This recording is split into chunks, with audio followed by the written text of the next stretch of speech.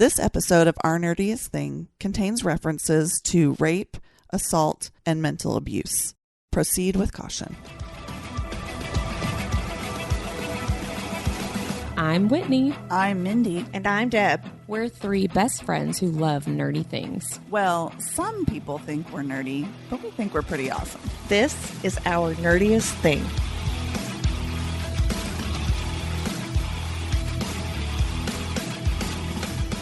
This season, we are discussing A Court of Thorns and Roses and all of Sarah J. Maas's books. We are spoiler friendly, so listen at your own risk.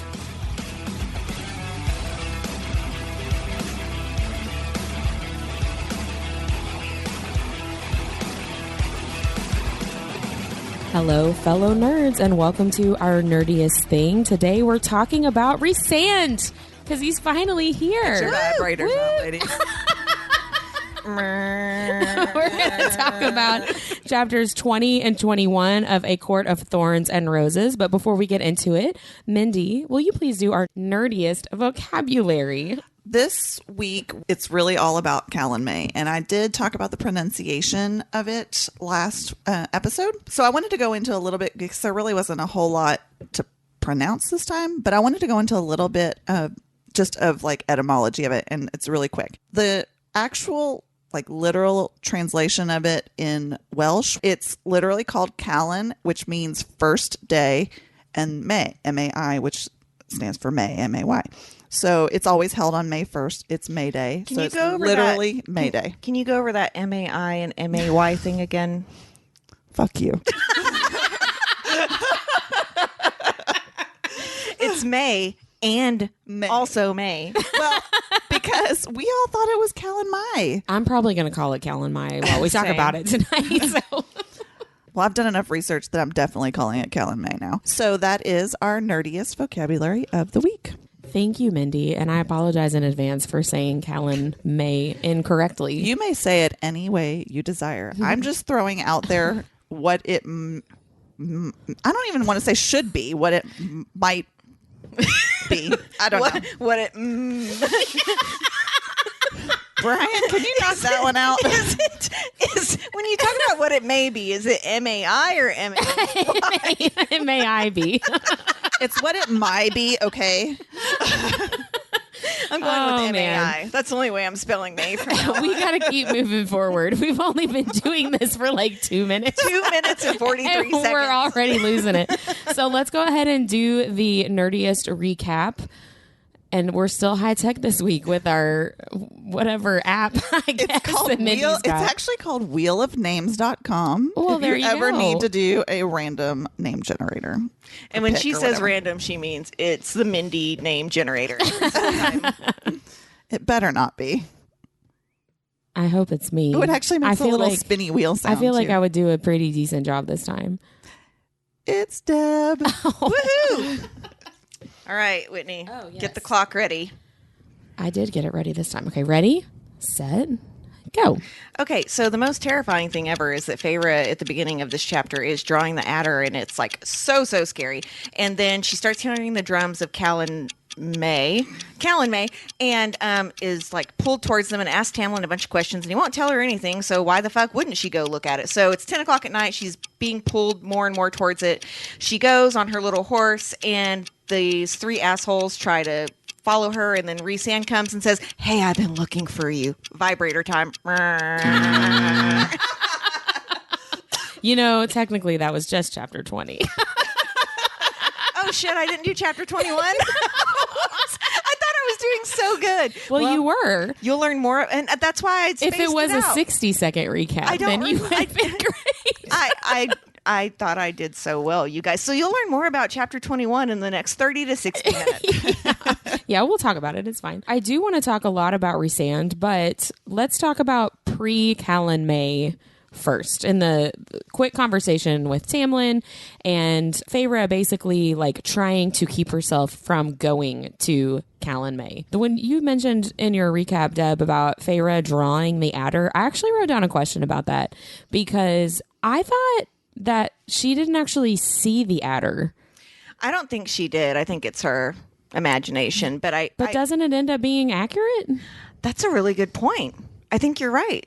And it kind of goes back to the same, she's dreaming about Amarantha, but she doesn't know anything about Amarantha, but she's dreaming accurately about what she looks like and how she would talk and how she would act. And it's just, maybe why? That's the shadow.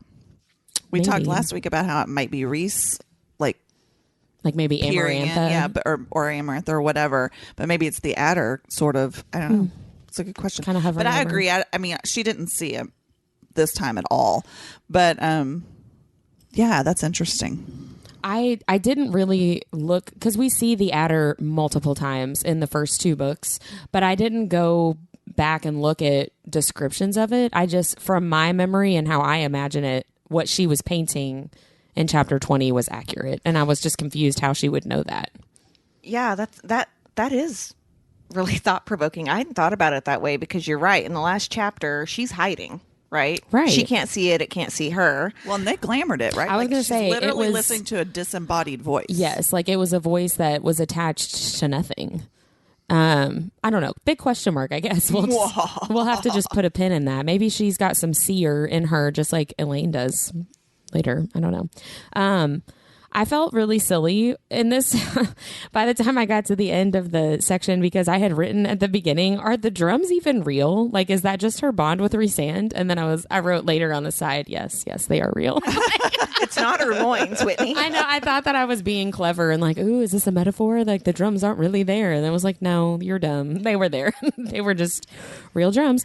Can we talk for a second about Tamlin just not telling her anything? I do not understand this. I don't either, because it's almost like, okay, there's all these black buttons on this console and one red button, and you cannot touch the red button no matter what you do. Yeah. And we're not going to tell you what the red button does, but you can't touch it. Like, did he want her to come down there? That's what I was thinking. Like, he literally did not tell her anything. And then later, when Lucien realizes she's there and is like, what are you doing, you idiot? He says, didn't anybody explain to you what this is? No. Yeah. And I was like, no, dummy. Lucien didn't either. I wrote down that exact same thing. Like, you didn't say anything. Tamlin didn't say, no one told her anything. And then everyone got mad at her for not knowing. I will say, I'm blaming this one on Tamlin, because sure. she talks about how she hasn't seen anyone else around really for a couple of days. Yep. And she finally does say, like, so could you just explain to me why I can't come down there? If he had said, okay, there's going to be a bunch of fairies and they might try to rape you, she probably would have stayed in her room and locked the door. Well, and I was confused, and I continue to be confused really, about Tamlin's motivation for not telling her. If it was coming from a place of not wanting to scare her off, which is why he's glamoring everybody in the manor in the first place, right? Or if it's a matter of protecting her, because like you just said, there's going to be a bunch of other fae and fairies that are a danger to her safety. Has he not learned in 20 chapters that she does not? No. She does not listen to him? No. Well, and he doesn't give her any reason to listen to him in this situation. Yeah, you're like, right. He doesn't explain it. But I also wonder, too, if part of the reason he's not explaining it is because he's, like, embarrassed. I was just or about ashamed to say the same thing, because there are several like clues that I wrote down that it's a duty to him and it's not something that he necessarily wants to do. But I also was like, as you were talking about it, thinking like, is it part of him being so socially awkward that he thinks if he tells her he's going to be all sexual that she's going to want to come down there then? Like, he's almost like, well, I can't tell her that because then she's going to want to. To be fair, she probably would. I know, but like, I felt like, to be quite frank, he didn't tell her because he knew he'd be fucking someone else and he didn't want her to know. Like, he would definitely not pick her. Well, no, I think he would have thought he might pick her, especially after what Lucien said. And that was kind of eye-opening for me this time when Lucian's like, if he smells you, he's going to try to find you, which to me says that he has told Lucien that he's attracted to her or whatever. He might start having feelings for her. But at the same time, I think ultimately he knew what he was going to do would feel like a betrayal to her. And it does. Yeah. And so I think that's honestly why he doesn't say anything. And we all know that Tamlin is smooth as fuck. We've said that several times on this podcast. Hint, we haven't. But, you know, I think that he was like, okay, well, she can't know that I'm going to just fuck some chick because then she won't fall in love with me. Well, and he does. He was like, remember last chapter he said the whole very festival. Yeah. I wonder too, when you're just now saying it. So obviously when he's under the control or whatever of the magic, he is looking for Feyre because he does smell her scent that she was there. But I wonder if before he even goes, when he's having this conversation with her, if he's thinking, well, of course I'm not going to pick her because this whole thing is about bringing the magic out, right? And if I don't sleep with another fae or fairy, if I sleep with a human with no powers. I feel like Lucian kind of said that, like he has to sleep with another fae. Right. Well, I wonder if Tamlin, like, I guess that makes me feel like what you're saying about he knows that she would feel betrayed or be upset that he's going to sleep with somebody else. Like, that is probably where he's coming from. But again, if he would just say, like, there's going to be a bunch of other creatures here, they're going to want to attack you because you're a human and they're not. Also, like, it turns into a big fucking orgy later, and I know you're not going to be comfortable with that. Right. I don't understand. And let's look at it from a practical perspective too. He's still trying to get her to fall in love with him and to break this curse. Like he's still even though he's starting to have feelings for her, his ultimate goal is for her to fall in love with him. Is that gonna help matters if she knows that he's off fucking some fairy? No. Right. It's not going to help if she finds out that he didn't tell her, though. Agreed. That's But he worse. thinks he's smooth enough that he can hide it and get away with it. I started getting really pissed during this, like, it's actually just one page, but he keeps cutting her off. She says... Interrupting her, yeah. She says, what's the great? And he goes, go to your chamber. And then he goes, stay in your chamber, Feyre. And she goes, but and he goes, please. And it says within seconds he was gone. Like, there's still a part of me that's like, you're not really treating her like an equal. No. At all. Right. You won't even let her speak. And he never does, really. No, he doesn't. He's a piece of shit. I wonder... Well, and he also treats everyone like a warrior because that's everybody who he's been hanging out with. I wonder, I'm just thinking this for the first time. Do you think that there's any possibility that Tamlin was concerned that Amarantha might show up? Isn't it just for the High Lords and the people of their court? Because she's not over a court or part of a court. So it may be the type of thing where she wouldn't be able to come. Well, maybe he knew that Rhysand was going to come Maybe and other report back. Report back. And if not Rhysand, like other spies. Yeah, that's maybe. I just hadn't thought about that. I wish that he would have. Well, I mean, there's a lot of things that Tamlin does that I'm like, I wish you had made a better choice, Tamlin. Like I tell my 3-year-old.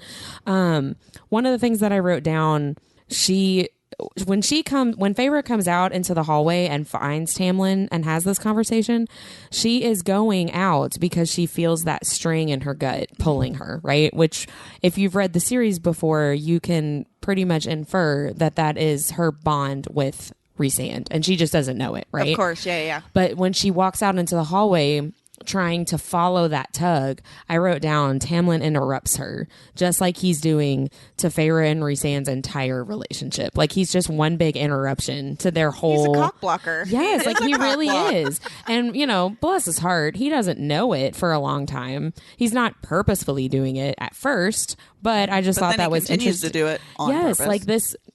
we get these very tiny hints about this connection that she has with Rhysand throughout the book, and the hints get bigger and bigger the longer she knows Rhysand, right, and interacts with him. But Tamlin is there as an interruption and a distraction the whole time. So what is this part? I underlined this. It says, but a wild, wicked voice weaving in between the drum beats whispered otherwise. Go, the voice said, tugging at me. Go see. And that's where I wrote, go see Rhysand.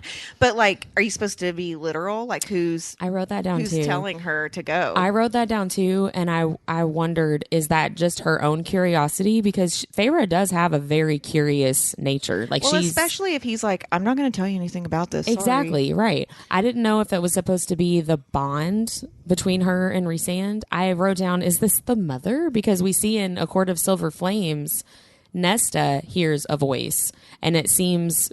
Elaine does too. Oh, Elaine yeah, that's hears true. Voices, yeah. Yeah, and it's supposed to be the mother, right? Especially like at the end of Silver Flames with that whole scene where Nesta like really comes into her power or whatever. And I wondered if that's supposed to be the same kind of deal with this voice that Feyre's listening to. When I first read this, I just thought she was being overwhelmed with magic. So could it be a little bit of both? Like this whole thing, it's all this major magic that they're trying to pull up and pull together. All these other High Lords are coming, so even though their magic is less heightened, they're all coming together, so it's probably more potent. So she's feeling that, and the drums are beating that out, but then it's also pulling her in that way. So one thing I want to point out, and yes, I agree with that, Mindy. There's in her other 2 series, in the Crescent City series and in the Throne of Glass series, there is always someone pulling the strings like above them that they don't realize is pulling the strings. So like Mindy's not done with Kingdom of Ash yet, so I'm not going to give anything away, but Maeve is pulling a pretty big string. There's like a pretty big thing that happens with what she has led people to believe. And then in the Crescent City books, you have all of the Asteri who are also pulling strings, but and like, so I'm like, who is this? There are things that start to allude that there is someone else kind of pushing everyone to do what they want them to do. So I'm starting to find that more and more interesting as we go through this. 2 things that I thought were interesting. Well, one I thought was interesting and one that just makes me laugh out loud every single time. So the interesting thing is that Feyre completely misinterprets. Tamlin's not telling her anything, so she's just making a lot of assumptions about what's about to happen. And she assumes that it's something very violent, when really it's like very sexual. And I just think that's interesting that she completely misunderstands in a way, but at the same time, not really, because, she's going to be threatened by these 3 creatures. She feels really uncomfortable with this guy that's helped her. When she sees Tamlin, and we'll talk about this when they meet in the hallway later, he talks about, like, she didn't want it gentle, so I wasn't gentle with her. Well, that's what I was about to say. Like, it could have been sexually violent, because what if he had picked someone that wasn't lined up right there, that like was kind of presenting themselves? What if it was like one of the high, well, he says there are no high ladies, but I call them all high ladies if they're married to a high lord. But like, what if it had been one of them? Because he talks about how like it made him pick. Right. Which is such a man thing to say. Oh, I had to. My dick was talking to me. Yeah, I just couldn't help myself. The thing was it like a metal detector? That's what I pictured when you said that. My dick was pointing me towards it. Well, it does. That's canon. It does. It does point out the same way as a metal detector machine does, doesn't it? I'm not familiar with metal detectors. Well, they are hard and plunge out at an angle. Whitney, you've seen a penis, right? You've had a couple children. I don't know what you're talking about. What? So one thing I wanted to bring up, and this is kind of silly, but it like stuck with me, and I even wrote it in the margins, and even though it's dumb. So she talks about how like she's put up this hood and she's gone out, and like she doesn't want people to know she's human, which is complete bullshit because they can all smell everything. Right. But she, tries to like cloak herself, but then fucking walks with her white horse through the crowd. I'm just trying to be inconspicuous. I'm like, why? Don't be suspicious. Don't be suspicious. Why did it take you walking back and forth through the crowd before you decided to tie up your horse? You know what? This crowd needs a horse. Like, well, and yeah, Feyre just is not thinking, because then, when she realizes that she's with these 3 fae that are like very obviously gonna try to hurt her, she's like, oh no, I didn't realize how far away I was from everybody else. And I'm like, okay, Miss Ma'am, you came out here when Tamlin made it very clear that you should not. It was far enough away that you couldn't see it from your window. Right. You knew, or you were assuming that it was going to be something very, very violent and very, very dangerous. And then you get, I guess maybe it's the magic, like you're saying, having an effect on her. But I'm like, if you know that you're in a dangerous situation, you have to try to keep your observation going and realize when you're straying away from the large group of people. So that kind of frustrated me about her. But jumping backwards really quick, the thing that makes me laugh is that Tamlin literally just like runs away from his conversation with Feyre. He's like, go in your room, lock the door. And then he just like takes off. I'm picturing him like not having good running stride either. Like his hands are in front of him and they're like flopping up and down. I literally think about the episode of Friends where Phoebe runs away from Rachel like he's crazy. Not in his beast form yet, so he wouldn't be like. But she does talk about how he's graceful and stuff all the time. So that'll be, I guess that's non-canon for us. Illustrator needs to pick this up for us though, and draw it. Hashtag not my Tamlin. So let's get into when she actually goes, because we kind of started talking about it. When she goes to Calanmai, I think I've already called it Calanmai at least one time. Sorry. Okay.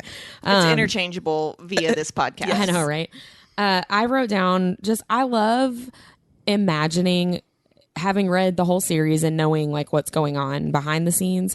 I love imagining Feyre like just wandering around like do with her horse or whatever, and and at the same time poor Rhysand is probably like about to poop his pants like she's here like trying to find her. And I love that. He knew she was there before he spotted her being surrounded by these guys? Because he is a gentleman, and I think he would have probably stepped in no matter what. Yes. So this actually brings me to like my deep dive of the week, because we all know that Whitney remembers everything. And so I wanted to do the deep dive into Court of Mist and Fury, chapter 54, when Rhysand basically lays out the whole story to Feyre of like, I've known about you being my mate and all this stuff. And he tells her about this night. So, maybe it was last week's episode or the week before, but I talked about getting the page overlays and like having to read the couple of pages around each one. As he's explaining this, I literally started fucking crying. I mean, it's so... Y'all, I never cry. That's why it's so funny. No. But it is so emotional when you know the whole story. It really is. It really is. So please enlighten us. And so it started with thinking, okay, so... The reason that he is there at all at Calanmai is because he has been having these dreams and these visions of this person.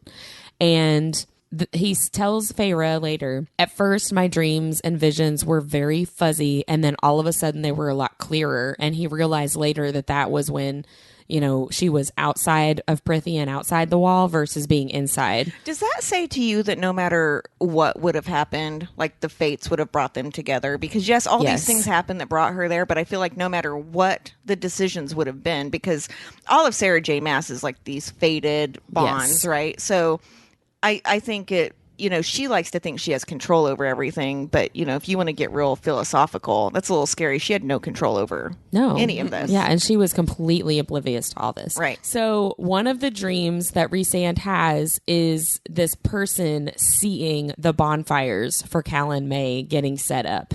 And so he tells Feyre later, when I saw that, I knew where you were. I knew that you were in the Spring Court. I knew that you were in Prythian. And so I wanted to come and try to find you. So he tells Amarantha, I want to go to the Spring Court for their big great rite, for their Calanmai celebration. And I'm going to look for traitors, is what he tells Amarantha. And because he says to Feyre, I knew that Amarantha was starting to get like really skittish because that 50-year curse was about to be over and she wanted it to just be done. And she was trying to make sure that like nothing got messed up. So I told her I would go and look for like, make sure Tamlin's not up to something. So Amarantha gave him permission to go to Spring Court for this celebration. Would he not have been allowed to go anyway because he was... I don't think, based on that, I guess not. It talks about, though, in this chapter how all of the High Lords had to go. It's part of the festival. I'm not sure that they have to go to the Spring Court, but Lucien or Tamlin, one of them said... Well, they all have to go to the Great Rite. Well, but I think what they were saying was the High Lords all have their own version of it. Oh, okay. For like the land in their court. Okay. So they don't have to go to Spring Court, I don't think. Because one of the things I wrote down was like, what does the Night Court do for this? Okay, I'm happy that you said that because it just jogged my memory, because I don't have a memory of stone, and I've just read this week, because I actually did think to myself, why didn't Rhysand go home?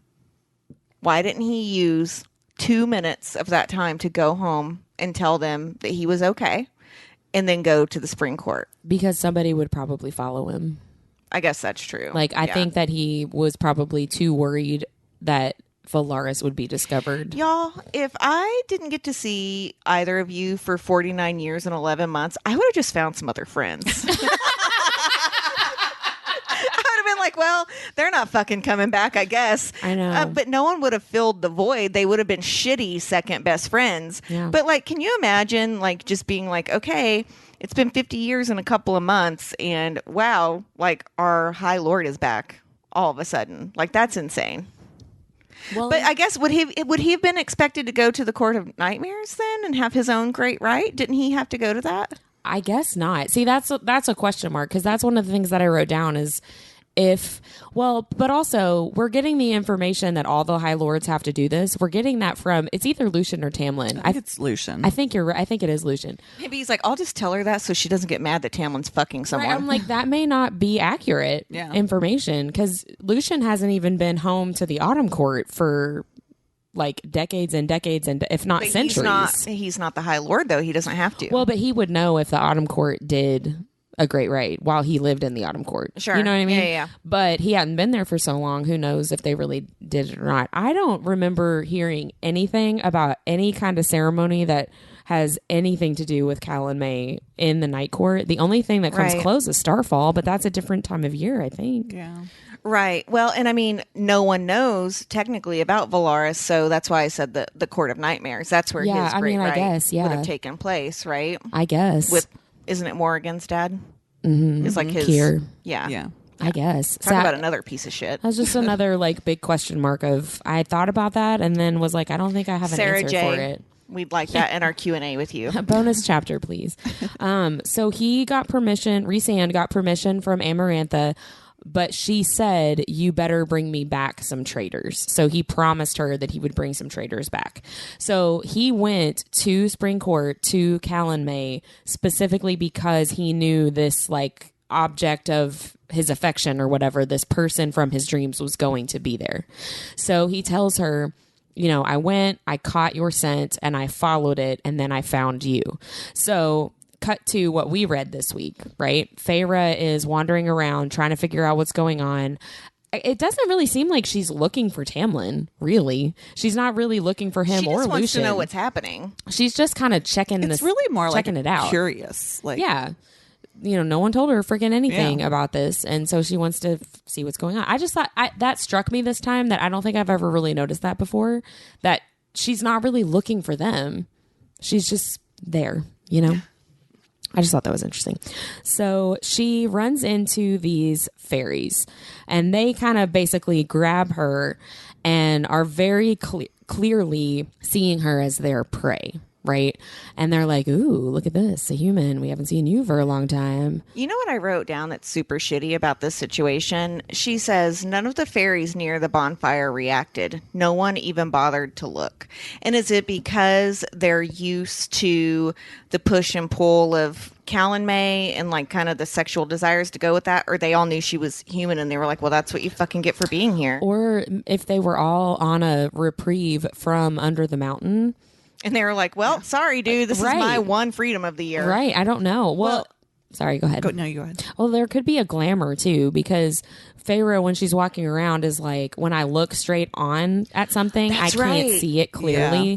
Like, it's very fuzzy. It looks kind of like there's obviously some kind of glamour. And I wonder if she is also glamored just by being there. Interesting. I didn't even think about that. But that was one thing I wrote down. The three guys see her if she, well, if other people don't. That's one thing that I wrote down is like, what's the deal with, because clearly there's a glamour in place, but is it just part of the Great Rite? Is it something Tamlin did just in case she did sneak out of her room? Like, I was confused about that. Do you enjoy how every week me and Mindy just like batter you with questions? You know? I'm like, well, why did they do that, Whitney? No, I love talking about it. So well, one thing I noticed in her interaction with these three guys, and it was enough to make me write something down about it, is she says, leave me alone. And then they say, that's a bold statement from a human, especially on Calanmai. Like, that made me think, so maybe that's something that happens. Maybe children of the blessed come over and they run into Calanmai and they're like wanting this. And so they don't think anything else of it. I hadn't thought about that. It was just a really weird, like... Or maybe they have human, like, sexual sacrifices or something. She's just come to the main part of the event. She hasn't seen the fuckery that's happened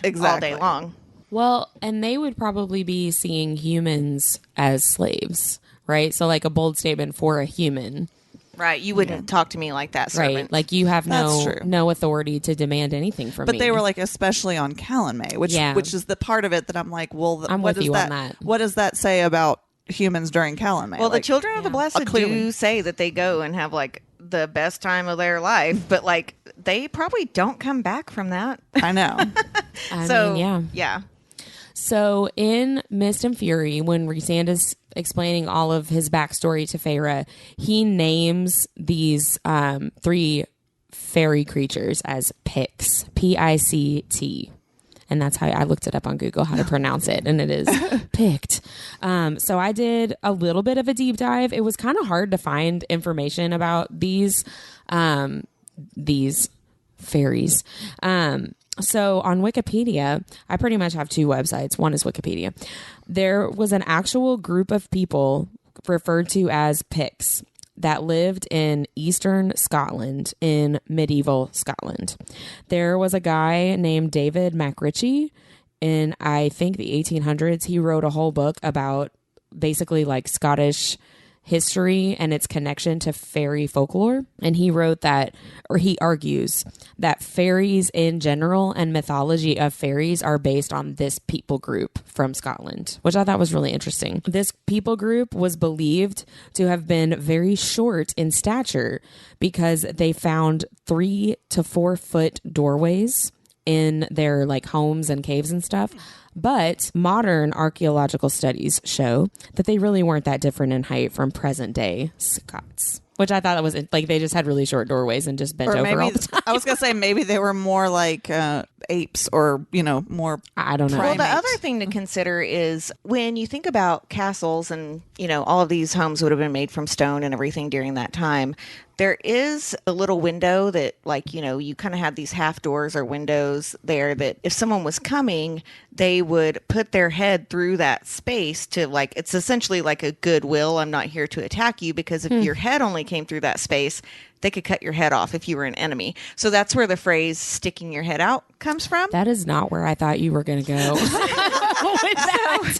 I didn't even have to research. I was going with glory holes. yeah, or those. But so it makes me wonder if the doors were short so they could have like an up on people coming to their homes. Maybe. I mean, because everyone was an enemy, right? If they didn't live in your little village and you didn't know who they were an enemy. That's a good point. I don't know. I've never heard that before. Look it up. Sticking your neck out. I learned Etymology. something. I learned something today, Deb. We teach each other so much. Yeah. Wikipedia also said that archaeologists have found underground dwellings that they believe the Picts people. I don't know the correct way to really refer to a whole group of people, if not just the Picts. culture. The culture of people? The culture of people. They think they lived in underground dwellings. So this David MacRitchie guy was arguing, this idea of short, very small fairies that live underground or would take you underground is rooted in this actual group of people that they believed these things to be true about, which I just thought was really interesting. There's also a website called Digit, D-I-G-I-T, digitscotland.com, which, okay. They had a little bit more information than Wikipedia, and Pict comes from the Roman word picti, P-I-C-T-I, which means painted people. So they think that perhaps this culture was big into tattooing their bodies or body paint somehow. They are really well known for having symbol stones that they have left that can be found throughout Scotland. Stones that have a bunch of different symbols on them, that there are 50 or possibly even more than 50 Pictish symbols that are designs carved onto stones or cave walls or bones and even silver jewelry. The purpose seems to have been to convey identity, most likely their own personal names. So it was like a form of communication. And apparently you can find a bunch of these different symbol stones throughout all of Scotland. Did you say what time frame they lived in Scotland? Medieval. So the guy that's writing about them wrote the stuff in the 1800s, right? Okay. Very little actual material from the Pict people group survived. I've decided we should call them Pictorians. Nice. I like the Pictorians. So basically all the information that we have is relying on what British and Irish people wrote about them. So obviously you have to take everything with a grain of salt because you're going to run into stereotypes and prejudices and bias and all that stuff. And also that was all I found from Digit Scotland. Back to Wikipedia. They had a huge... I thought you said Dickit. Because that's what we talk about on this podcast. I don't recommend going to that website. At least put like privacy mode on your browser. It'll really or mess something. up your algorithm. Let the person know that it's supposed to delete your browser history that you looked at that. Yeah, right. They had a huge list of basically literature and pop culture references to Picts. And I just wrote down just like a few of them of either works or authors that I was like, oh, I know who that is.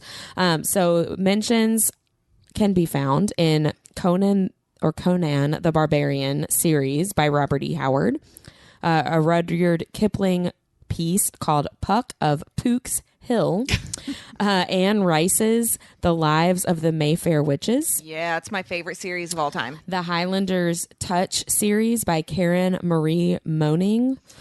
Also, I know her last name's Moaning, but she really does write some good fantasy stuff. She's a great. She's really fun, and some of her villains are terrifying. She's cool. Gotta add it to my TBR. Pink Floyd has a song called "Several Species of Small Furry Animals Gathered Together in a Cave and Grooving with a Pict."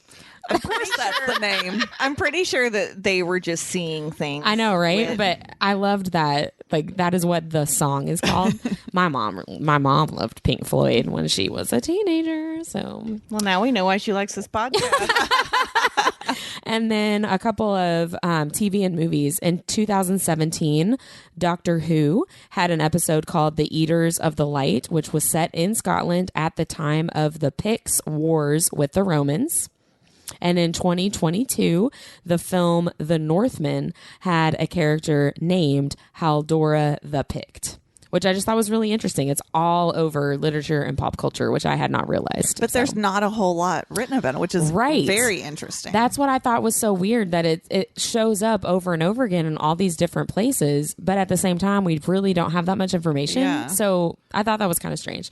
But I didn't really find anything. I was looking for like what their powers would be in fairy folklore, right? And I didn't really find anything about that. Their power is groping. I know, right? Like, so the Picts that we see with Feyre are just basically your run-of-the-mill toxic masculinity type douchebag, right? Like, there's not They're anything. all in Ed Hardy. They have like visors on backwards and upside down. Yes, like, there's not anything that's very fey about them other than they're at this great rite. That's it. I just thought that was an interesting choice to choose a kind of fairy type, so to speak, that comes up so much in pop culture and literature, but also she didn't really give us anything about them. You know what I mean? Yeah, that's a good point. So you're not going to tell us the rest of what Rhysand says, because I was ready. No, I am, but that was good.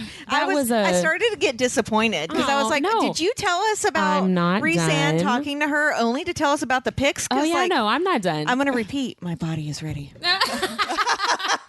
My body. Rhysand is walking up to Feyre. He's caught her scent. He's followed that to find her. And the Picts, I think, had just like pushed her or she was trying to get away from them and she's falling down. And so he catches her and picks her up. I'm getting like emotional talking about this. This is going to be my nerdiest thing of the week. Well, I know you already have something, so I guess you're right? going to be like me where I'm like, I have 5 nerdiest things this week. So sorry. So he picks her up and says to the Picts, I've been looking for you. Thank you so much for finding her for me. And so Rhysand is doing multiple different things in this whole scene. So number one, he tells Feyre later, I knew I was looking for you, right? He truly was looking for her. And in this moment, Feyre thinks that there's this like dark, handsome stranger that's just saving her from these douches, right? Which he is doing, but he has a much clearer understanding of who she is. And he is looking for her. He's not just saying something to get her out of a bind, right? And he can read their minds, right? With his powers. He knows exactly what they're thinking. I forget that he Yeah. does know what they're thinking. He knows exactly what they're thinking. He knows exactly what they're planning. However, he does not tell Feyre, and therefore us as a reader, we don't know exactly like what their intent was. We can assume. We can assume. But all that he tells Feyre is, I don't even think he says it in a complete sentence. He just says, I never remember very clearly. He says those piece of shit pics. You know who didn't do this well? Is Edward on Twilight. Do you remember? Especially in the movie, whenever he's like, say something to calm me down. And she's like, what are you talking about? He's like, I could read their minds.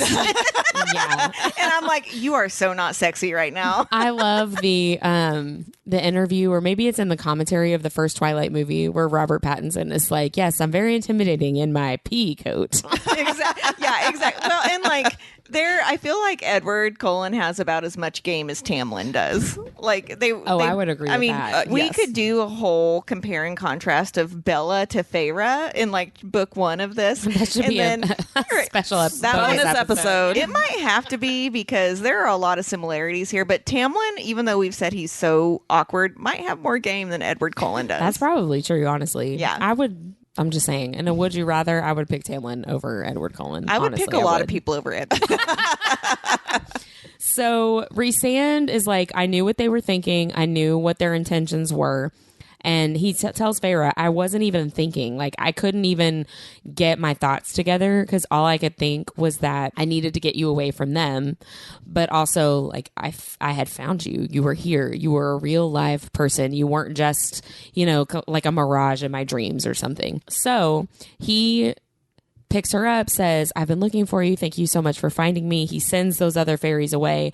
Feyre marks their response to this stranger, who she does not know who he is. She does not know his name. But she notices that he has a little bit of like bite in his voice, that he is very, very clearly kind of dismissing these fairies, and they are listening. Their faces got pale. They were like, oh shit. And they were like, bye bye. And they backed away slowly. I would like to point out too that after his very first line, there you are, I've been looking for you, she mentions that he says it in a very sensuous voice. Oh yeah, it felt like a lover's caress. Whitney, can you tell us what that might have sounded like? That's not it. We need to do. Okay, no. So I have to say, so a long time ago, we've all been friends for like 13 years at this point, and we used to do these girls' nights at my house way back in the day, and we would have Whitney open the back of the Cosmo magazine and do the Red Hot reads, and she has a really good sensual voice. Oh, my. I feel like Red Hot Read should be a bonus episode at some point, and we can all do one. That way you're not in it alone, but I'm not going to sound like you do. So, Whitney, if you could say, there you are, I've been looking for you, so my panties can fall off. I'd rather not. Is it the panties thing? Is that why you don't want to do it? Is it the panties thing? Because I could just tell you I'm not wearing any. But that's not true either. I have like some serious granny panties on right now. I don't know that I want to be responsible for anything about your panties, really. I mean, if you told me I don't want the pressure. If you told me I made your panties fall off, I would take that as a compliment. Oh, well, thank you. Well, but we're really different about those types of things. The fact that you've never said dick or fuck on this podcast, and Mindy and I have already said it this Multiple episode. Well, my mommy listens, guys. But I like your mom, and I don't want her to think less of me. No, she won't. I know she wouldn't. I really like your mom. Shout out to Linnell. Woo, Linnell. So I wrote down a big long list of all the ways that Feyre describes Rhysand, who again, she doesn't know. He's just a stranger. She says he's got sturdy hands. There's the voice for you. There it is.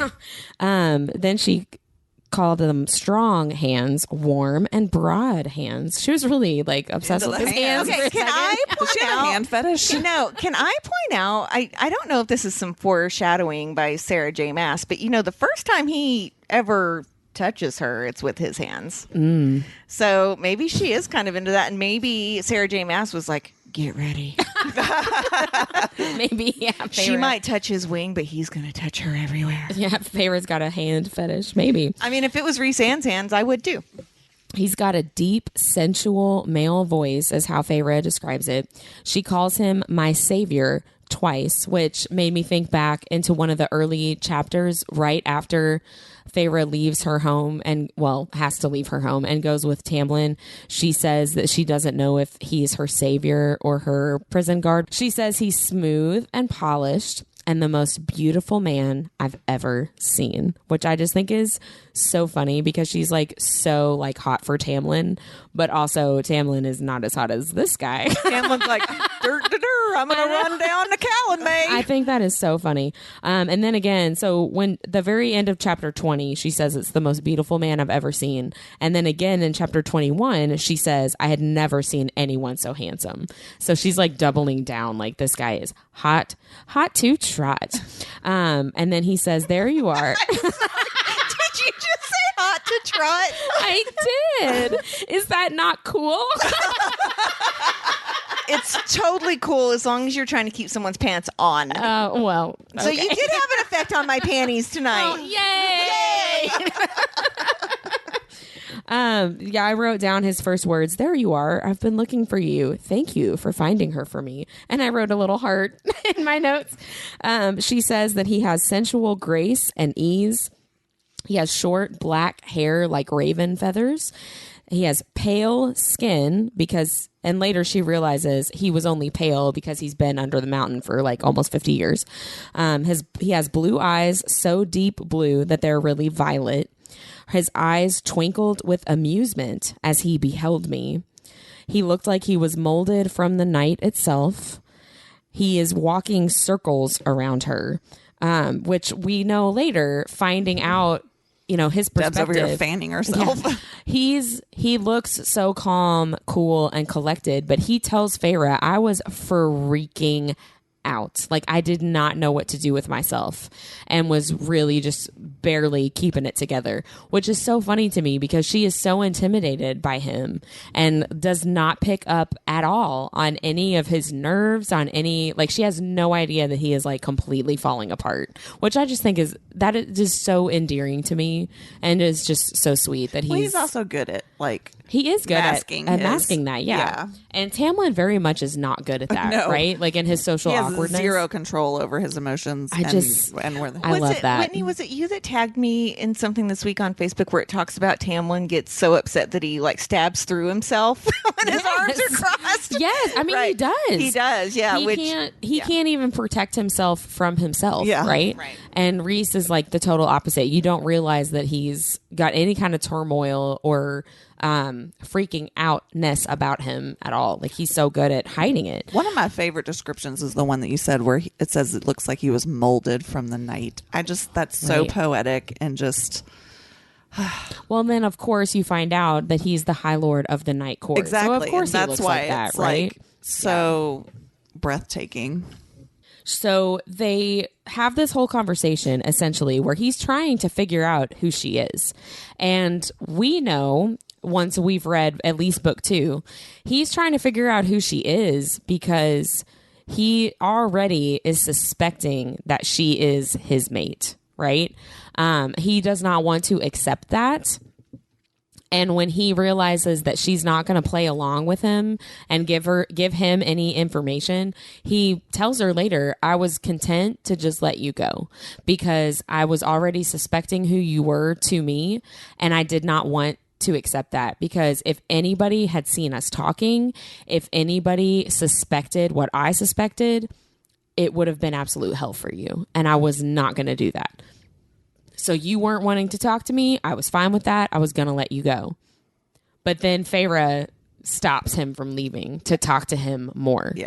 And she and Rhysand both in book 2 are like, you know, that connection was there, even though we didn't realize what it was, right? Like we needed to be around each other, even though we didn't fully understand, especially Feyre didn't fully understand it at the time. Yeah, she even said, she's like, I don't know why I did this, but yeah, it felt like blurted out a question. Right. It felt like a dumb decision, but I did it anyway, which I was like, I relate to that.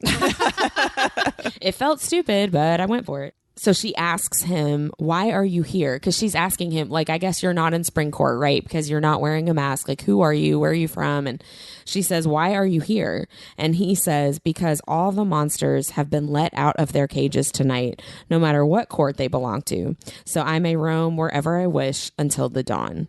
So we know after reading book 2 that he had to get permission, like we've already said, he had to get permission from Amarantha to leave Under the Mountain to go to Spring Court. But it was under the precondition of, you are spying for me. You are looking for traitors. You're checking to make sure Tamlin's not trying to get his way out of this curse. And I wrote down, just knowing, of course, Feyre doesn't know this for a really long time, and neither does the reader, but Rhysand has to go back to Under the Mountain, back to Amarantha. He's seeing his mate in live in the flesh for the very first time, and then he has to go back to this monster to be Who makes him fuck her. Yes, all the like time, to by be the way.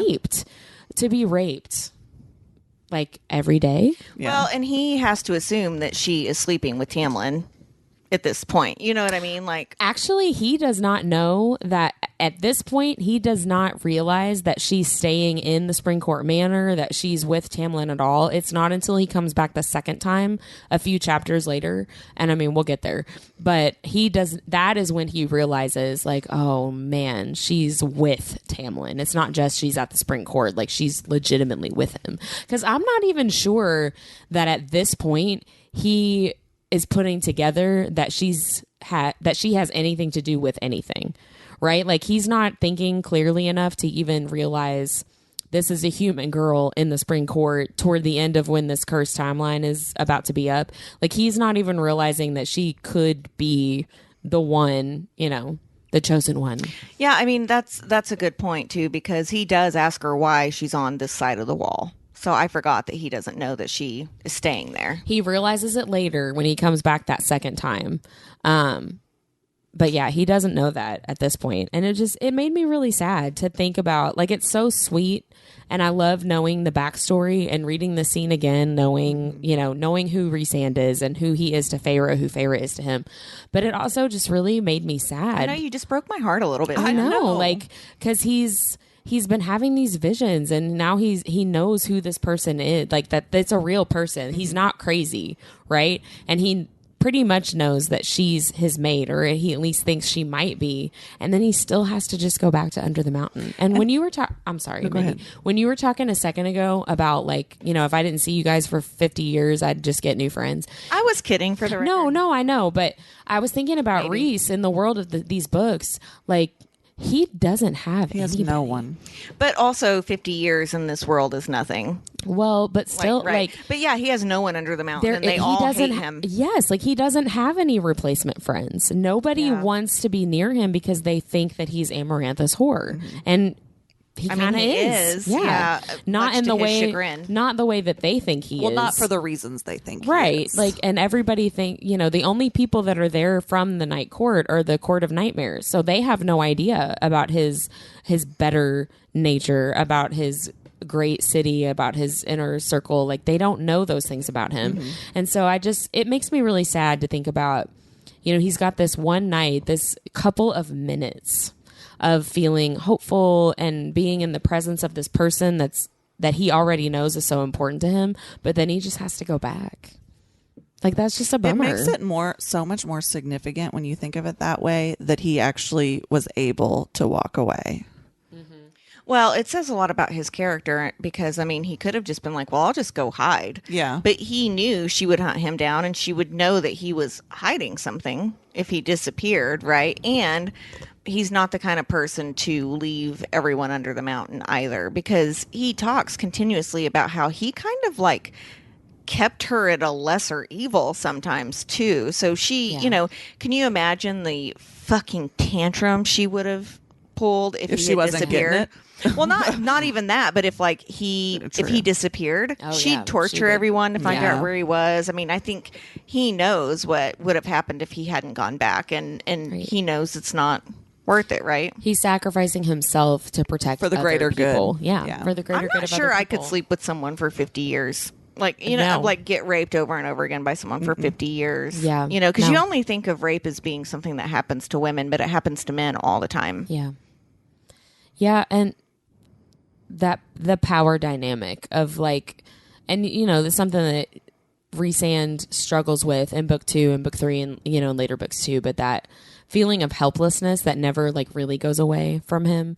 And I think that contributes a lot to some of the potentially more questionable decisions that he makes later on, where it's like, you're hurting this relationship, or like maybe that wasn't great, because he just wants to have control, right? Like he wants to be the one in charge, the one calling the shots, which he gets to do because he's the High Lord.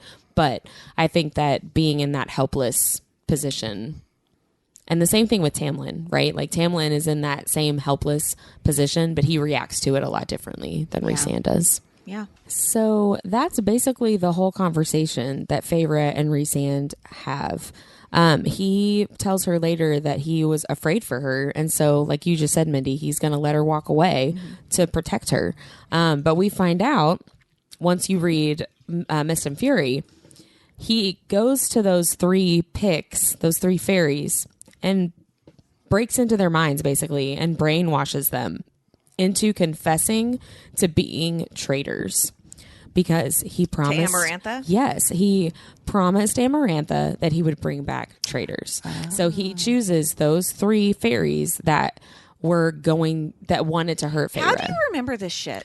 I looked it up. Oh, okay. I did remember, but I had to look it up to make sure that I got like the name of what type of fairy it was. So Rhysand, that was his condition for being able to go to the Spring Court, right? Was, I will bring you back traitors. So he makes these 3 picks confess to being traitors, which they weren't. They were not conspiring with Tamlin. So Rhysand walks away from Feyre because he's basically afraid for her. He's trying to protect her. But he had told Amarantha that he was going to bring back traitors. So he goes back to those 3 picks, the fairies that were going to hurt Feyre, or at least wanted to hurt Feyre. And he breaks into their minds and has them confess to being traitors, and to tell Amarantha that they were conspiring with Tamlin when they really weren't. And he tells Feyre, essentially, him turning them in like that got them murdered. They were tortured by Amarantha. They were killed by Amarantha for being, quote, traitors, when they absolutely were not traitors. But they were going to rape someone. And they were douchebags. Well, we're assuming that.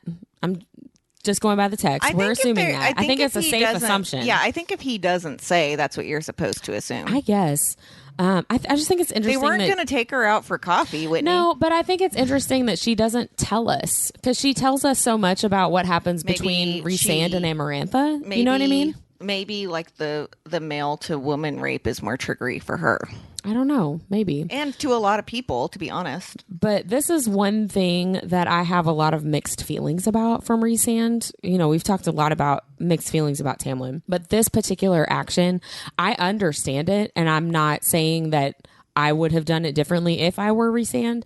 But I have a hard time with the straight up like murder for something that they didn't actually do, even though I know that they're not good people. Well, you know what I mean? I think overall in all of these Sarah J. Maas universes, there's not a lot of like, what's the word I'm looking for? There's not a lot of respect for life overall. Like, he's killed a shit ton of people for way less. Yeah, that's true. And I mean, all of them have, and ultimately Feyre does at some point too. Yeah. Well, and he does it for a specific reason. Like he has to do that to keep up this ruse. He's covering his tracks. Exactly. Yeah. And so it's still not like, okay. I agreed. But I mean, I think it's definitely a morally gray area. Like, it sucks that it happens. At least he picked somebody that was a crappy person. It was a crappy person and not just random people. Yeah. And maybe that was his way of feeling better about leaving there. And like, well, I sacrificed all this. If he could have just said, like, put it in Tamlin's mind to confess, we would have saved like 2 or 3 books.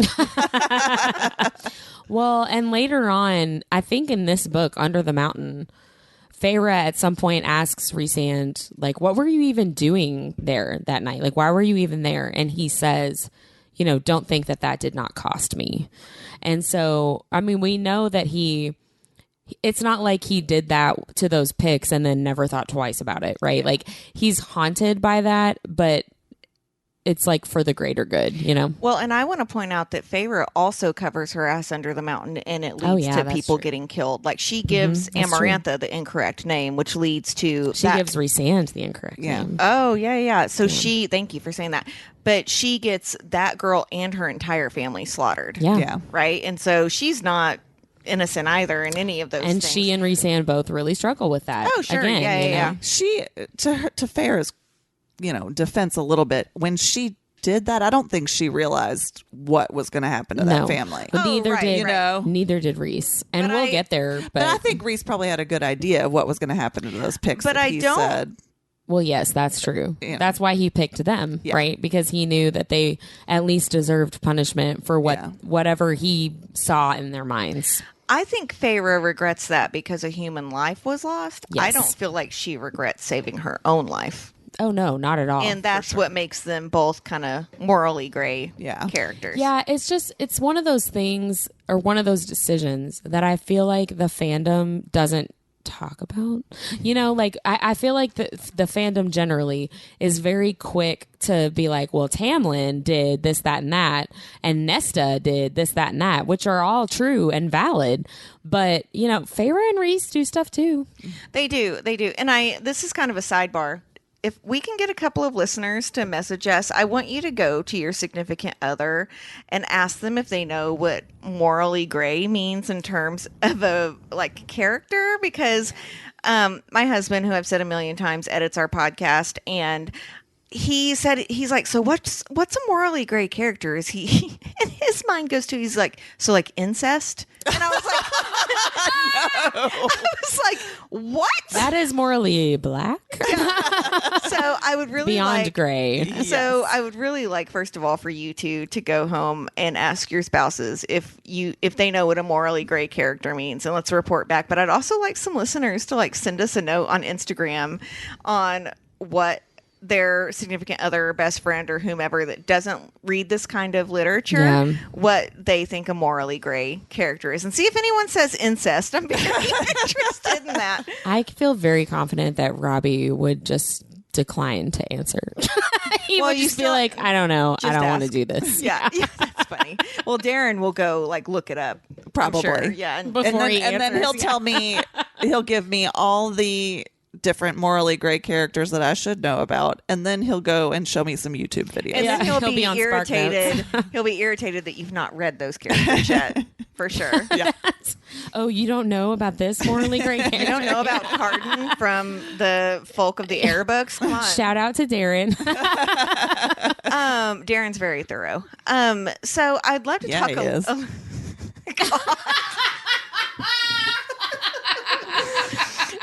I think men are always like, what do you mean women talk about those things together? I don't talk about my friends with that. And there's this chick on Instagram. I think it's like Shitty Mommy Moments or something. And there's a video of her holding a glass of wine and nodding to someone off camera. And it's like me talking to my best friend's husband and acting like I don't know how long he lasts in the size of his penis. Husbands, we know. I'm just saying. That's great. So I want to talk a little bit about her finding Tamlin, because he does finally explain to her what Calanmai is. I'm so proud of myself. I've not said Calanmai once. Finding Tamlin or finding Lucian? I'm sorry, thank you. She finds Lucian, or Lucian finds her, really. Yeah. They kind of lock eyes, and he's like, what They see each the other. fuck Yeah. are you doing here? And he does finally explain what Calanmai is. And so Mindy and I kind of both did our own research. Mindy looked more into May Day, and I looked more into the Beltane Fest. And so I wanted to chat a little bit about that, about the differences and what people still do, to this day in terms of celebrating these Celtic holidays, because I find it extremely fascinating. So do you want to talk about Sure. Calanmai and May Day first? Yeah, sure. So I just did a little digging into the Welsh celebration of May Day, which I went into earlier, that it is actually called Calanmai. And some of the similarities with the Calanmai that we see in these books, first of all, and really most May Day celebrations start on the night before with bonfires, and these bonfires are a thread that runs through all of these celebrations. And the Welsh villagers would hang hawthorn, also known as whitethorn, branches and flowers on their doors to celebrate new growth and fertility. And so that's another similarity, because in this Calanmai, it's supposedly the whole thing is all this magic comes together in the celebration of growth, which helps their crops and keeps them, keeps their court fertile in the lands, but it's also for fertility. And we know there's a lot of fertilizing going on that night. Ew.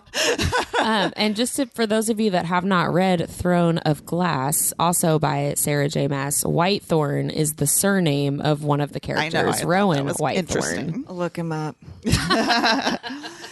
And then another big similarity is there's a lot of eating and drinking and frivolity around it both. And I thought this was so interesting. On May Day, the common drinks during the holiday include mead, elderberry wine, and rhubarb wine. And often they would put an herb in it called woodruff.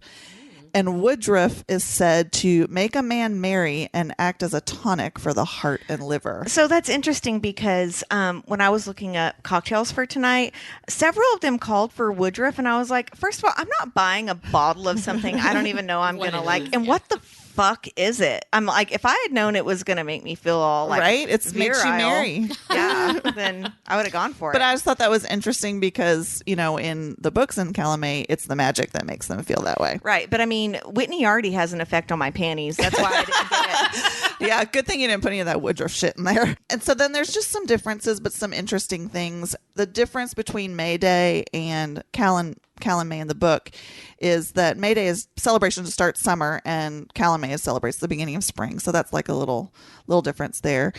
One of the things that they do on May Day, they do this thing called hang a straw man. And it's basically a jilted man would put a straw man on his ex-girlfriend's property, and it's supposed to represent her new boyfriend. And there's some note pinned to it, and I don't know what the note says. Is it threatening? Is it name calling? I don't know. Your man looks like straw. Well, the weird thing is it often leads to a fight between the two men at the May Fair. And this, to me, just seems like a really odd tradition. But thinking about it, at the first Calanmai, Feyre starts falling for Tamlin, so to speak. And then during the second Calanmai, that's when Feyre and Rhys are in the cabin. So it's almost like... That's during Calanmai? Oh. Damn. Yes. So there's that sort of little foreshadowing. That's interesting because do you think Starfall is on winter equinox? Because it's the longest night of the year. Oh, which I'm it gonna talk about is. in a Yeah. minute. I think it is because in book 4, the kind of novella is the week before the We are winter so solstice. smart, you guys. I think it so is. smart. Well, if we're wrong, somebody's yelling at I know somebody's shaking their face. At their Just podcast email us. app It's right now. fine. We'll do a correction corner. There's also often a mock battle between summer and winter, which I think is hilarious. Like somebody dresses up like summer and somebody dresses up like winter, and summer always wins. And there's a May king and queen that are crowned, and after which they drink and feast and dance until the morning. Can I just interrupt for 1 second? Summer and who fights? Summer and Winter. Winter. I know. I feel like Varian from book 2 and book 3, like I feel like he would 100% be like, I will represent my summer lord. I will fight you.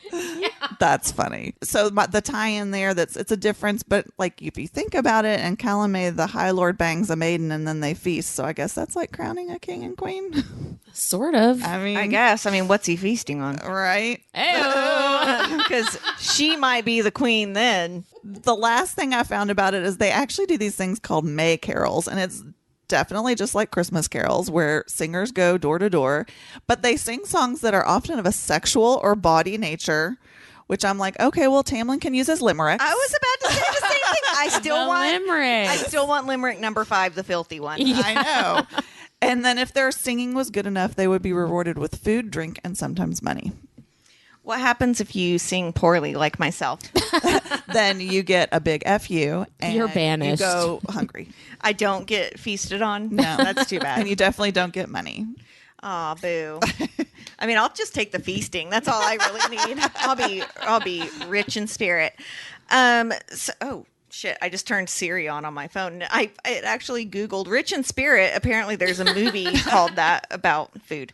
Okay, so I did a deep dive into Beltane. I was lucky enough to get to attend Beltane this year in Scotland, which makes me sound super pretentious, but it was a trip I had planned like pre-pandemic, so I'm so glad I got to go, which I'll talk a little bit more about in a second. So Beltane and Calanmai I thought they were going to have a lot of things alike. They have less than I thought. So Beltane is still sometimes called Calanmai in Scotland or Ireland, but Beltane actually loosely translates to bright fire.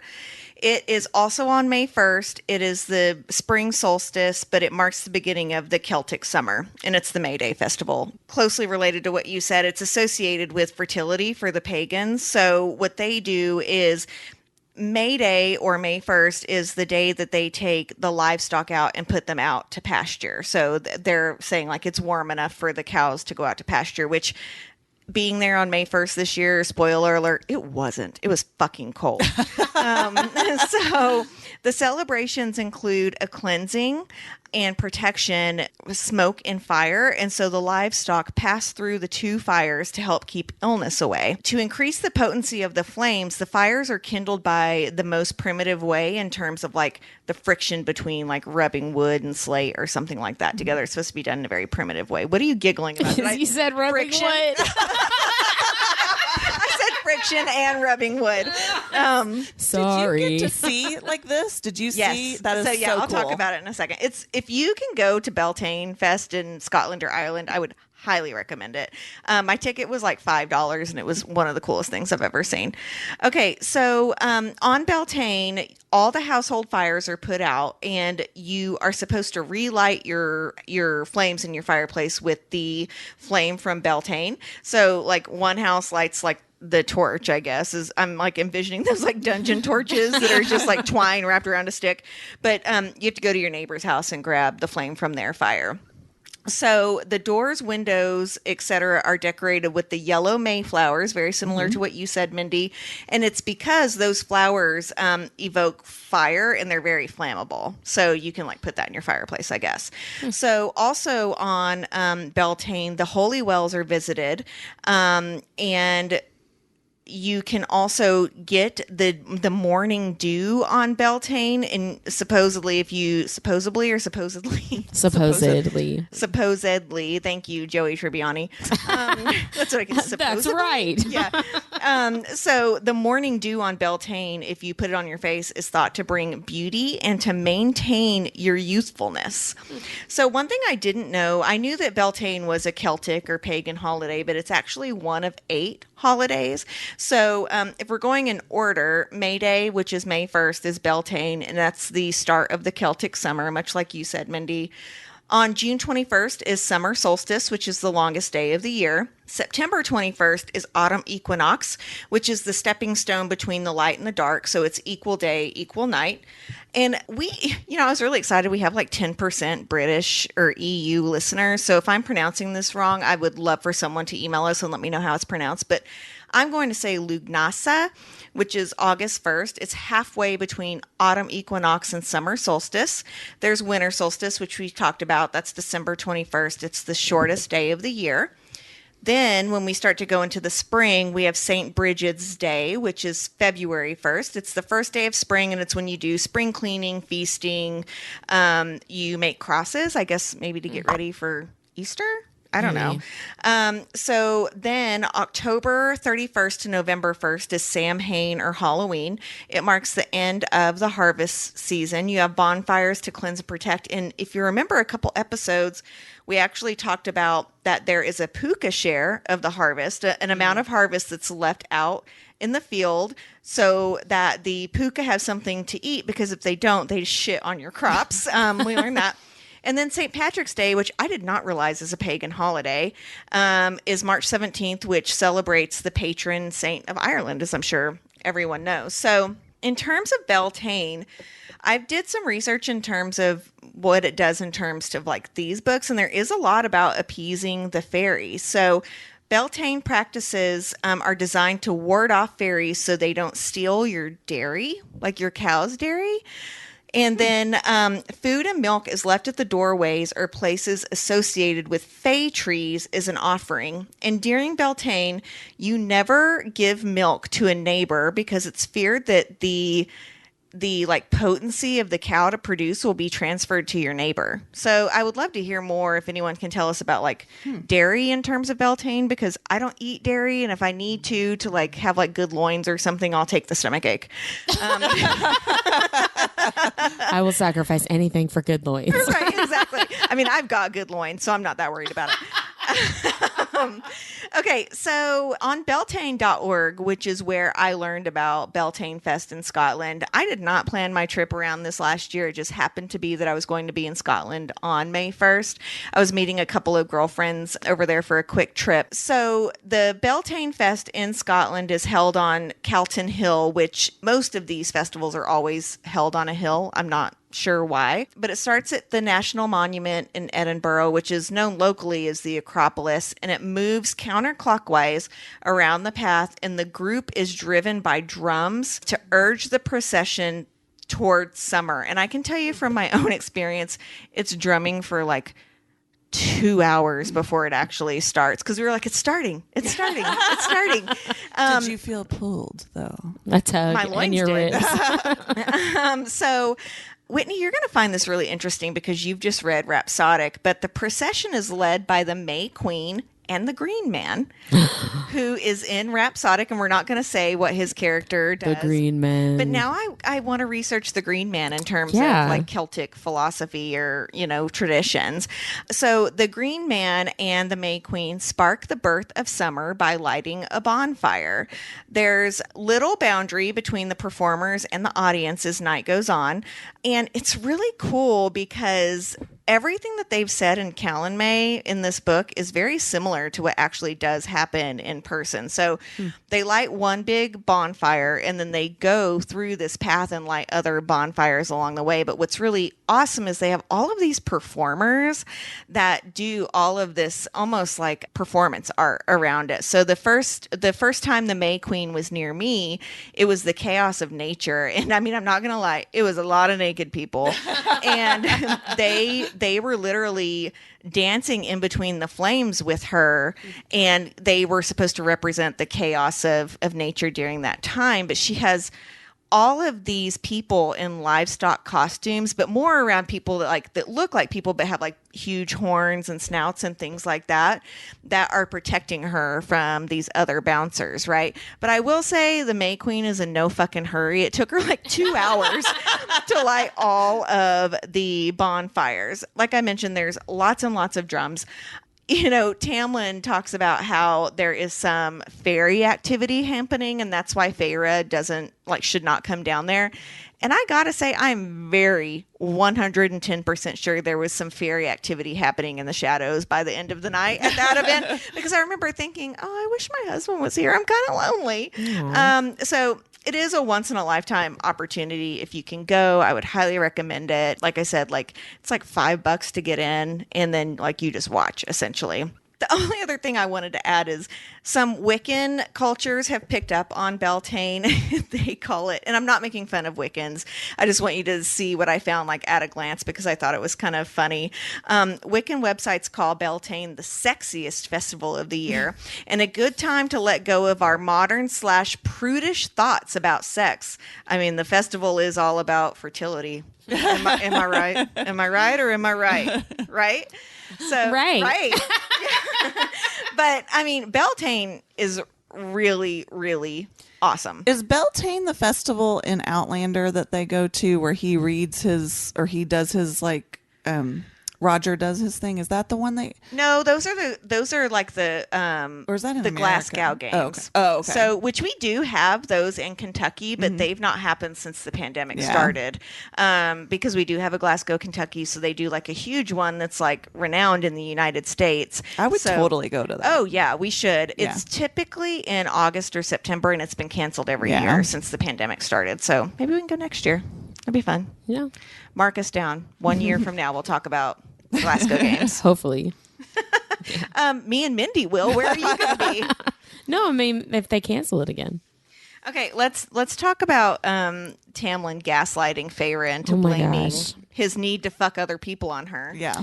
I was so sassy. I was just reading through my notes about this section. I was really like feeling sassafras when I read this section. But I feel like this whole interaction, and we've talked about this in previous episodes, I know, but this whole interaction is like one giant red flag. Yeah. But when you read it for the first or even second, maybe third time, I'm not going to say it didn't turn me on Right, while I like, was reading it, you- even knowing what he was doing. it's like you miss. It turns Feyre on. Yes, like you miss the red flag of it all, and then once you see it, it's like, oh my, Can I why tell did I you- miss that? Can I tell you what I wrote in the margins of my book? Because you said you got like real sassy. Yeah. It said, he reeked of magic, and I wrote, that's not magic, Feyre. Oh, poor Feyre. You know what, though? I remembered thinking that she slept with him at this point, and it reminded me how much I respect her as a character, that she was like, she dude, was like, fuck no. off. Yeah, I don't Get want away from I don't me. want to be somebody's Like, runner-up. Yes. Like, what does Sarah J. Maas always say? My core tightened, and my breasts were heavy. But my breasts have never gotten heavy. I'm just going to say that. But I also don't have any boobs. But I was really kind of like, oh, they don't sleep together. That really makes me... Like, I always have respected her character, but it makes me, it like solidifies that. In this particular scene, Yeah, they yeah, don't yeah, sleep for together. sure. Yeah. I wrote down, his body is painted, and she sees smudges in the paint and says, like, I know exactly where he's been touched, which, ew. Yeah. But at the same time, I wrote down, like, is that part of the reason why Rhysand does that with her under the mountain? Because he paints her body in the very similar way, and I wonder how much of that is like, well, that's just a good idea to make sure nobody messes with her. But Or- also, that's how he knows that Tamlin... right, like I wondered if he was like messing with Tamlin. you Well, know? and if you've not read that second book, and you plan to, or I'm sorry, actually in the first book, Under the Mountain, Tamlin does get away for a second, and the first thing he does is essentially try to fuck Feyre instead of getting her out. And Rhysand finds him, and he's like, dude, you messed up the paint. Amarantha's going to know Right. what happened, and essentially I'm the only one allowed to touch the paint. Which to me says it's like the mating bond, right? Right. Because in other books where that mating bond is a little bit more arrogant and protected, like you read things like that where they're like, well, I'm going to know if anyone else touched you. Right. Right. And so Yeah, I that's feel like true. that's a little bit of what it was. Yeah, that's Possessiveness. true. I just didn't remember that this scene had that same like body paint. Right. I know where someone touched you because of that. I thought that was an interesting connection. I wrote down too. She says, she realizes the Tamlin that I knew was gone, which is what Lucian told her was going to happen, right? Mm-hmm. But I wrote down the Tamlin I knew was gone. So why do your breasts ache, Feyre? And also, the Tamlin she knows is gone, but he knows exactly what he's doing. Well, I wrote that down too. Like, so first of all, I said He's well enough to come up to the house and find her. He knows what he's doing. And he's well enough to know that like he wanted her before, and enough to say, I had to do that because you weren't there, because I was looking Fuck for you. you, know what I dude. mean? the Like, way that I read that, like the Tamlin I knew, I didn't read it as like he was completely out of it and didn't know what was going on. I just read it like his personality had completely been altered. Like he was still Tamlin, but his personality changed. so the magic of Calanmai gives Tamlin game. I literally wrote that down. I said, worked for me. I said, this Tamlin actually has some game. Too bad he used it on someone else, is what I wrote down. And I'm like, the Tamlin I knew was gone, but I'm super turned on. And I wrote down, so methinks maybe you don't actually like Tamlin. You know That's what a good I mean? point. Like, I don't know if she ever actually likes him. Right. That's a good point. And because, she's so attracted to him in this moment, but she's very specific. Like, this is not the same person. Yeah. So, like, maybe you don't really like him, Yeah, because when he turns back into Regular Tamlin. regular Tamlin, Yeah. And so then he bites her. that I hated that. I forgot about that. I In the did two times too. I've read this. You know why it bothers me, and I bet this is why it bothers you? It feels non-consent. She told him she didn't want anything to do with her, Yes. and he like essentially kind of marks her as his. Yes. And I did not like that. I did not like that either. I remember I did not remember that the bite happened. But then when I read it, I was like, oh, I remember Side thinking note, I that was remember how hot. uncomfortable it made me. Oh and no, I I don't- thought it was hot the first time I read it. I'll bite you. Side note, I don't like it when Rowan bites Aelin either. Yeah, same. It And- makes yeah. me think he's an asshole. Yeah. Well, and he is being an asshole. I was going to that say point he he is. You know. That's from Throne of Glass, y'all.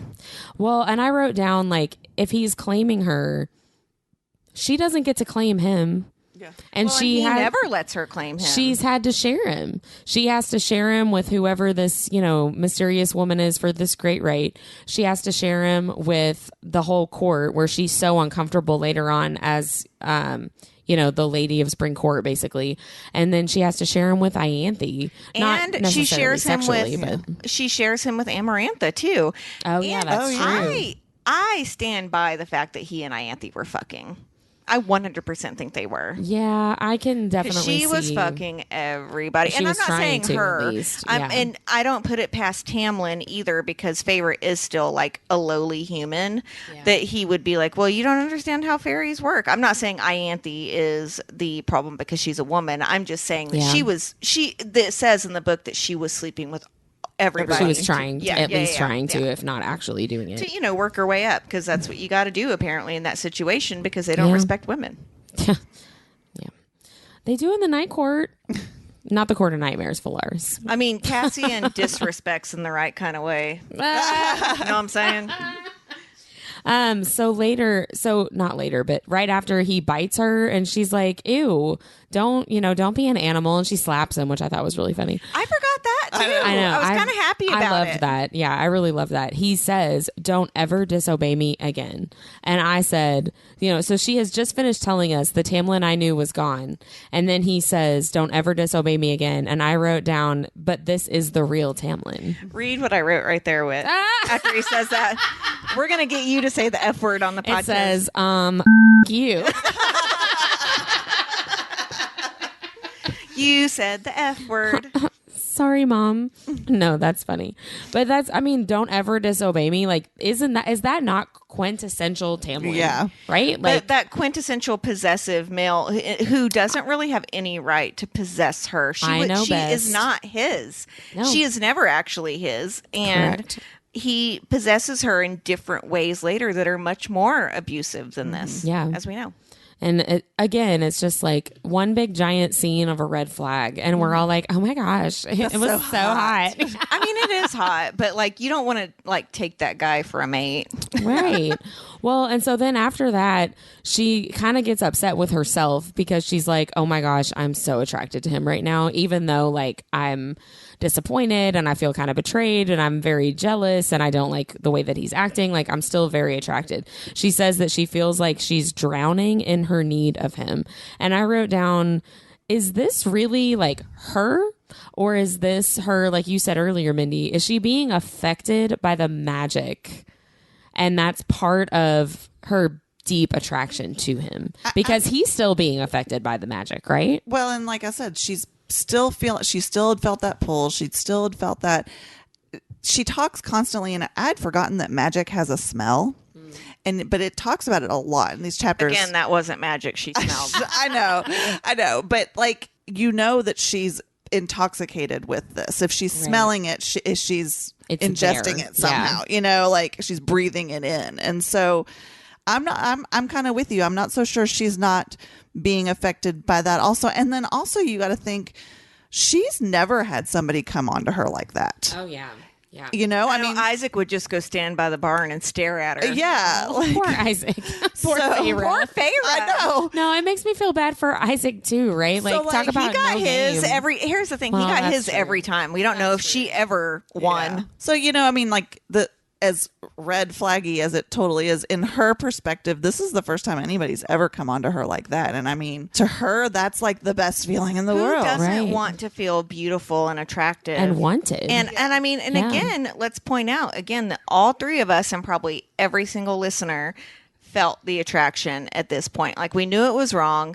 We knew that he shouldn't be possessing her. We all felt uncomfortable when he bit her, but there was something very animalistic that I think is instinctual that people do. Yeah, like like a little he's bit. so attracted to her, he just can't help it. Control himself. Which, Yeah. Right. when you say it out loud, you're like, Is ooh. abuse. Yeah, like, ooh, that's not good. Control yourself, you piece of shit. Right. Yeah. So I did write down at least props to Tamlin for having the wherewithal to not like attack her in the hallway, because she says like, I was super are we turned giving on. him a thumbs up for not raping her? I mean, no, that's not. I don't think it would be. just messing it with wouldn't you. be. But she would have been into it, right? Like that's She 'cause probably that's when would I have. wrote So I guess down. it wouldn't have been rape. She was saying like, I'm super attracted to him, and oh crap, he's a And fae. she He said, can probably tell. She right? said, I want him everywhere. Like, she Yes. did say that. So, I mean, you've got a good point there. Right. But I think we have to be careful about being like, he didn't attack her. Good No, but for that's you, not. Tamlin. I don't mean he didn't attack her, but she said he could probably sense my arousal, right? Like he probably knew. And so I'm like, how many guys at the first sign of like, ooh, she's into me too, would just like go for it? You know what I So, mean? Sidebar, when you read From Blood and Ash for the first time and you realize that Kieran and Hawk can smell Poppy's arousal, were you like equally mortified for her? Because I was like, Yes. Yes. oh my God. Like, and Yeah. for me, I'm also like, could they smell it when I was on my period?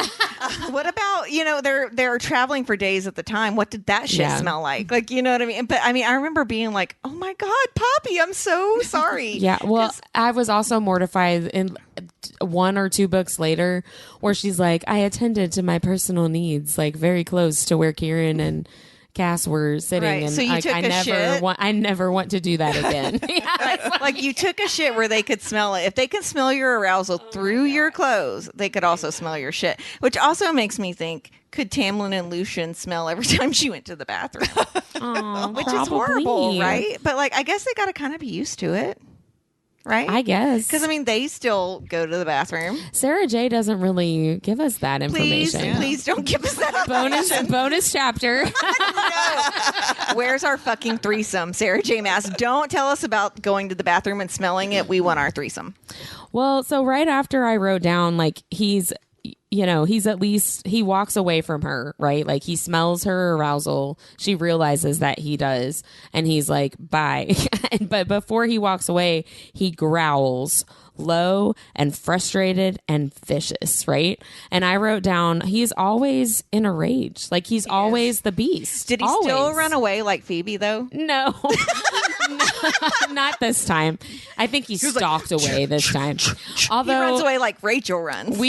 probably. We forgot to say when Lucian sees Feyre at the Great Rite or whatever, he picks her up. She says like a sack of potatoes and runs back. Because I just picture him running faster than the horse with her head like bopping up and down as he's running. Because That he's is not so- holding her nicely. That is so funny to me. Like just that. Because I picture the scene from Twilight, the spider monkey Yes. scene from the first Twilight movie. I'm picturing Cassian or Azriel, I forget which one it is, flying with Lucian. Azriel. Yeah, and then, Azriel. like, cradled like a baby in his arms. I think is it Dominique Wesson that has a really good. There are several people that have really drawn good. that, and Lucian looks so put out, and Azriel's just like just holding another person while I'm flying, no big deal. Oh my gosh, that's just so funny to me.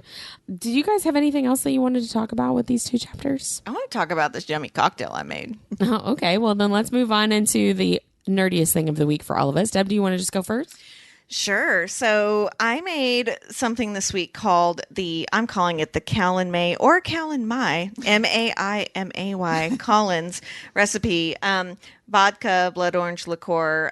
So I use vanilla vodka for Whitney's drink. She doesn't love hot food like Mindy and I do, but I use something called Hellfire vodka for mine and Mindy's drink. And it's something you can only get in Illinois. We actually had some shipped to us from a friend because we loved it so much when we had it when we were up there. But so be looking for that recipe on the Instagram page.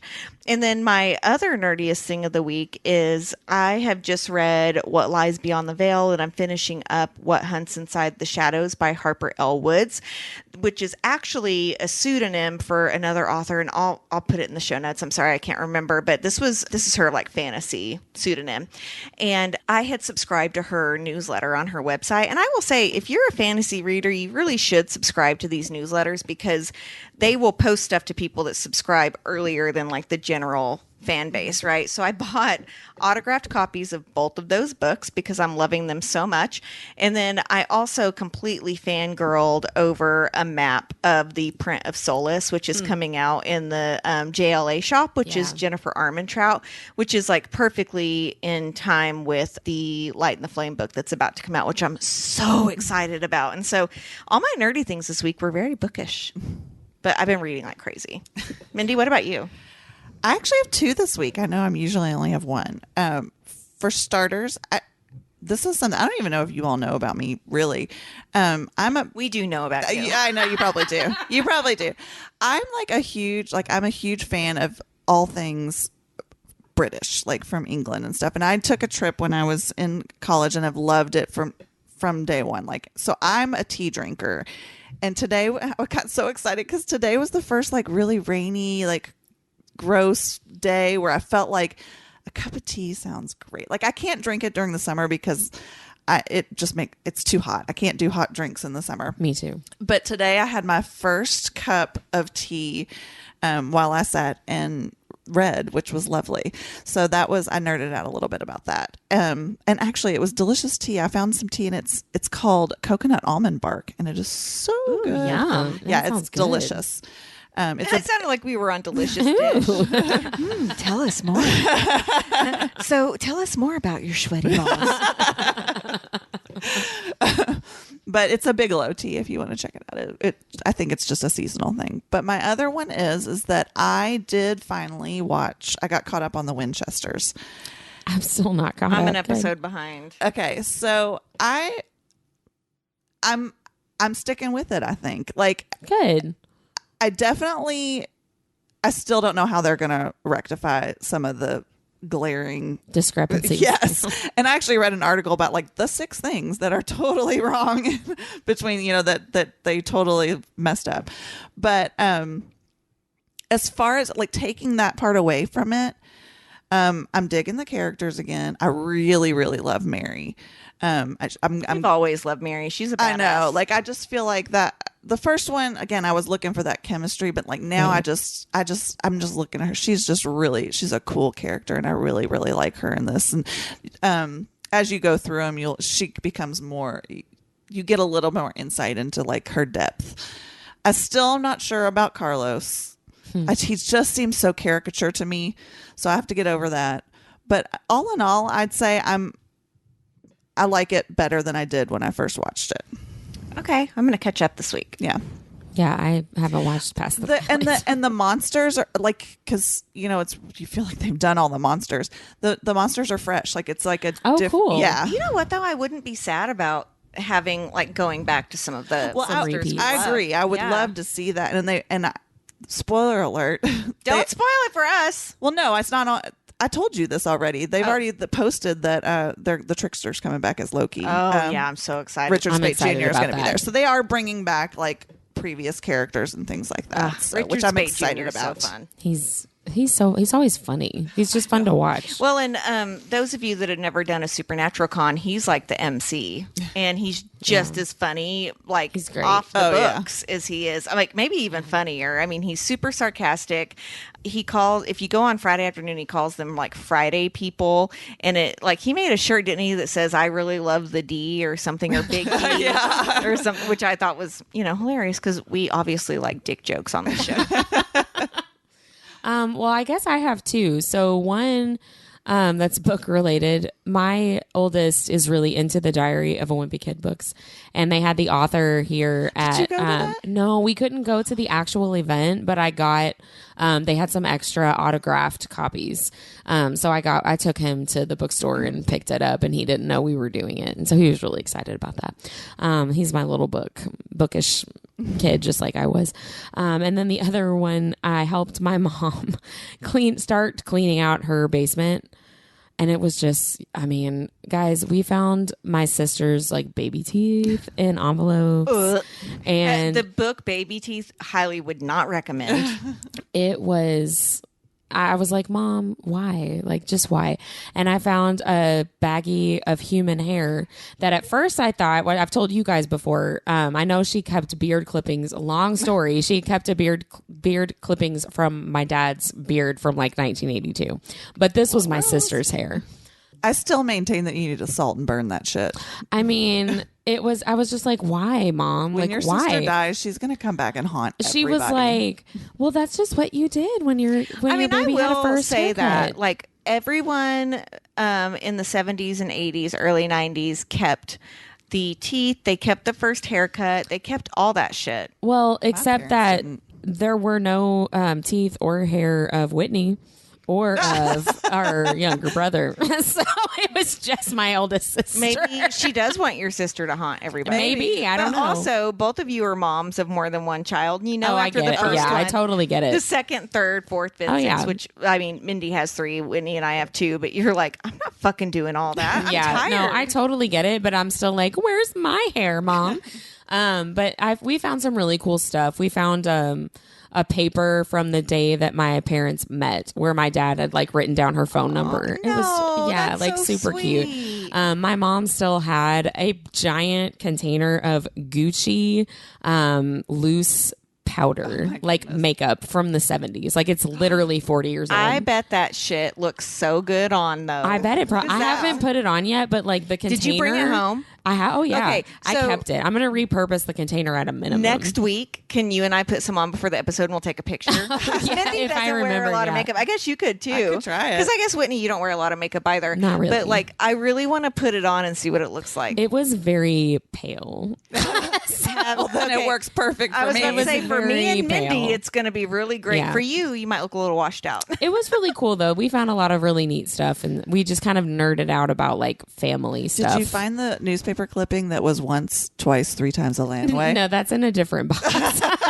That's upstairs, not in the basement. But we found too, and then this will be the last thing I say.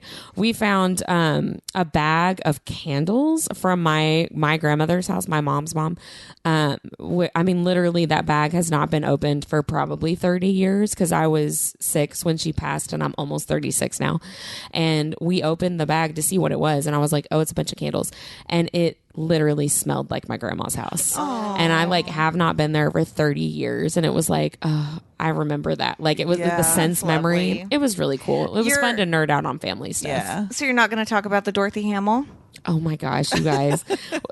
We'll have to post these pictures. We have to. On Instagram because my baby pictures are not cute. My hair is not cute. There No was one one had cute hair back then. Well, there was one picture. I think I have it on my. I think I took a picture of it. But I was like, "What is happening with my hair?" And my mom was like, "You kept moving when I was trying to trim your bangs." And I was like, "Oh my god!" and back then they were It's like, so well, bad. fuck it, dude. Sorry. Exactly. Like it looked like I had shaved like part of my hair. It was Well, bad. maybe Mindy and I can also post a picture from the same age to just show you that none of us look Oh good yeah, at that no. age. Well, My we'll story see. is that my mom still to this day contends that my dad did not know what he was doing when he dressed me one day for picture day, and my dress was on backwards and my hair was not brushed. Oh no. So my mom would, and I guess this was kind of in style, but I don't remember anyone else's pictures looking like this. You know how like you'd pull like the back half of your hair back in a ponytail and then you'd feather back the front, the rest of Yes. it. But I felt like it was a couple years late after that had like gone away. So I'll post that one. See, my hair was never long enough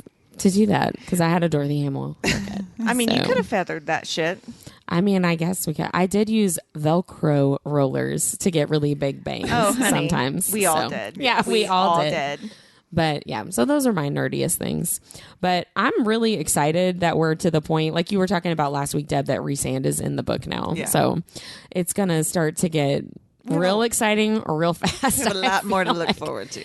Yep. So next week, we are going to be talking about chapters 22, 23, and 24. Uh-oh. Last time we did 3 chapters, we talked for a very long time. I know. You guys ready for that? We'll see. All right, everybody. Bye. Bye. For exclusive content and to keep up with all things nerdy, follow us on Instagram at Our Nerdiest Thing. We post book reviews, what to read next, and our cocktail recipes. Have something nerdy that you'd like to share? Email us at ournerdiestthing@gmail.com. This podcast is edited and produced by The Story Guides. Thanks for listening.